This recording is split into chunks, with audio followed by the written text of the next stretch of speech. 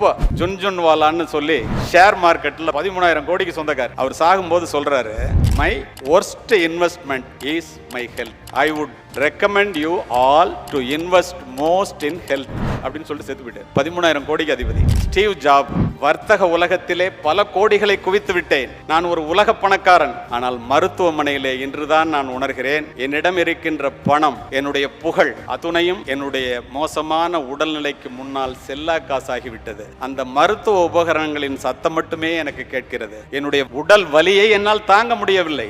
எத்தனை கோடி கேட்டாலும் அதை நான் கொடுப்பதற்கு தயார். இந்த வலியை யாராவது எடுத்துக்கொள்ள வேண்டும் என்றால் நான் தவறு செய்து விட்டேன். பணத்தை விட மிக முக்கியமானது உடல் நலம்தான் என்பதை தயவு செய்து எல்லோரும் தெரிந்து கொள்ளுங்கள் என்று சொல்லிவிட்டு செத்து போனவன் உலக பணக்காரர்களிலே ஒருவன். இதெல்லாம் எதுக்கு சொல்றேன்னா, இப்ப உடல் நலம் வாழ்வினுடைய முதன்மையான செல்வமும் முதலான செல்வமும் உடல் நலமே. உடல் நலத்தினுடைய உயிர் கோட்பாடு உடற்பயிற்சி.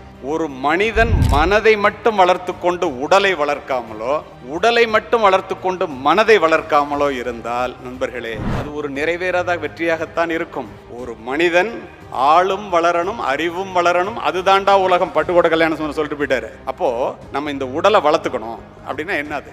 ஒரு வாரத்துக்கு 168 மணி நேரம். 1 மணி நேரத்தை ஒரு வாரத்திற்கு உங்கள் உடல் நலத்திற்காக நீங்கள் செலவு செய்தால், இல்ல நான் ரொம்ப பிஸியா இருக்கேன், எனக்கு அதுக்கெல்லாம் நேரம் இல்லை அப்படின்னா, பொள்ளாச்சியில இருந்து நான் சென்னைக்கு போறேன், ரொம்ப பிஸி, ரொம்ப அவசரம், பெட்ரோல் போடுறதுக்கு நேரம் இல்லை அப்படின்னா, உங்களுடைய பயணம் எப்படி பாதியிலேயே தடைப்பட்டு போய்விடுமோ நண்பர்களே. உடல் நலத்திற்காக நீங்கள் நேரத்தை ஒதுக்கவில்லை என்றால் நம்முடைய பயணம் பாதியிலேயே தடைப்பட்டு போய்விடும். இதில் எந்த விதமான மாற்று கருத்தும் இல்லை.